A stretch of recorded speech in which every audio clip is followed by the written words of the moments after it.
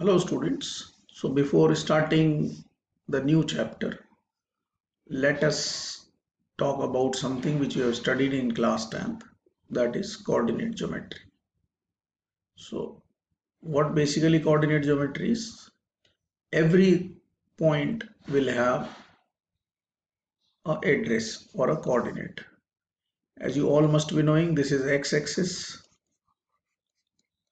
and the vertical line is always represented by y-axis. Correct? This is the origin. Every point has a coordinate address होता है जिसका वो x, y, FC का और ordinates कहलाते हैं ये। ओरिजिन के कोऑर्डिनेट बाय डिफॉल्ट 0 0 होते हैं। So you must be knowing ये फर्स्ट क्वाड्रेंट है जहाँ पे x भी पॉजिटिव होता है, y भी पॉजिटिव होता है। ये सेकंड क्वाड्रेंट है जहाँ x नेगेटिव, y पॉजिटिव होता है। थर्ड क्वाड्रेंट जहाँ पर x भी नेगेटिव, y भी नेगेटिव होता है। और फोर्थ क्वाड्रेंट जहाँ x पॉजिटिव और y नेगेटिव होता है। Correct? So if we want to know basically the distance between 2 points, तो उसके लिए अपने को दो पॉइंट्स गिवन होंगे A और B और उनके कोऑर्डिनेट्स अपने को गिवन होंगे which normally is x1 y1 and x2 y2. Correct? So इनके बीच का distance AB as you all must be knowing is root x2 minus x1 का square plus y2 minus y1 का square होता है। ठीक बात है। And if we want to know that किन्हीं दो पॉइंट्स को ए और बी को पॉइंट सी ने किस रेशो में डिवाइड किया है, तो अपन कहते हैं भाई सी के कोऑर्डिनेट्स x, y हैं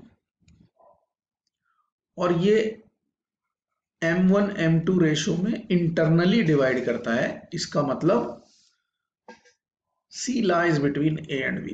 So इसमें C का x कोऑर्डिनेट हो जाएगा, as you all must be knowing, it is m1x2 plus m2x1 upon m1 plus m2 और y कोऑर्डिनेट हो जाएगा मेरे भैया similarly m1y2 plus m2y1 upon m1 plus m2. This is internally.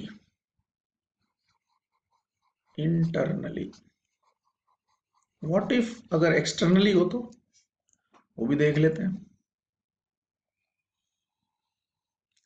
Then point C must be outside A and B और ये m1 ratio m2 होता है भैया।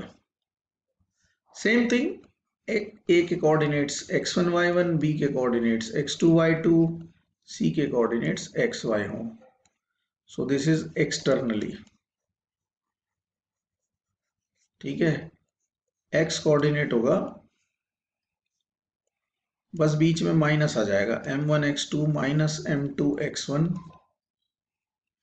अपॉन m1 माइनस m2 और similarly the y coordinate will be m1 y2 minus m2 y1 upon m1 minus m2। Correct है जी। ठीक। And if we want to know if 3 points A, B and C are collinear, collinear means they are in a straight line, तो क्या क्या conditions होती हैं? एक distance formula के हिसाब से any of these A B plus B C equals to A C हो जाए। दूसरा C divides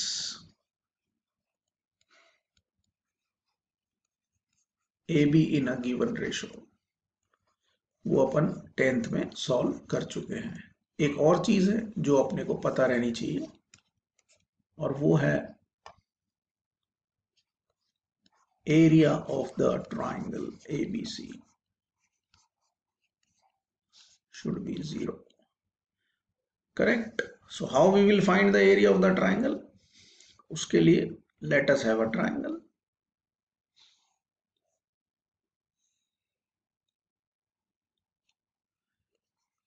Whose vertices are ABC with coordinates x1 y1, x2 y2 and x3 y3. ठीक है. So we all know that area of the triangle ABC can be given by the formula 1 by 2 x1 into y2 minus y3 plus x2 into y3 minus y1 plus x3 into y1 minus y2, and it is always in modulus. ये modulus में होती है भैया.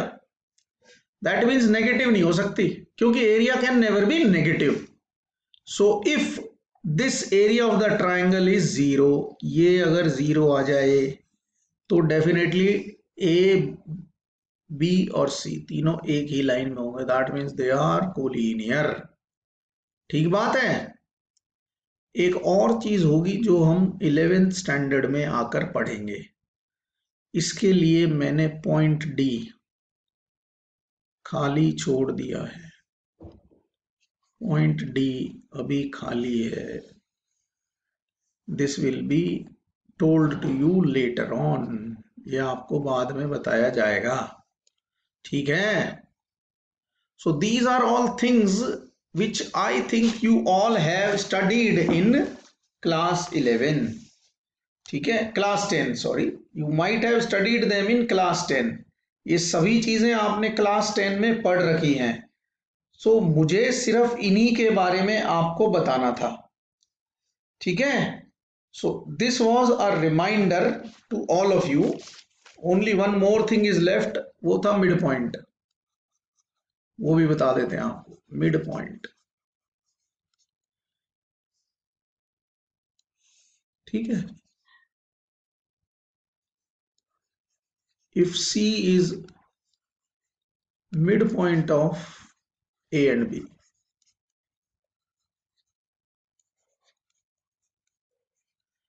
पुराने coordinates हैं A के और B के और C के. तो x की वैल्यू, C के x कोऑर्डिनेट हो जाएंगे x1 plus x2 divide by 2 और y कोऑर्डिनेट हो जाएंगे y1 plus y2 divide by 2. Correct. So this was a refresher kind of thing for all of you. Whatever you have studied in class 10, please go through it properly. We will be continuing with chapter straight lines in our next class so that it is easy for you to understand that concept. Okay. So again, please go through these concepts, and I'd like to say that you should stay home so that you stay safe. Enjoy your studies at home. Study properly and be healthy. So have a good day. Thank you.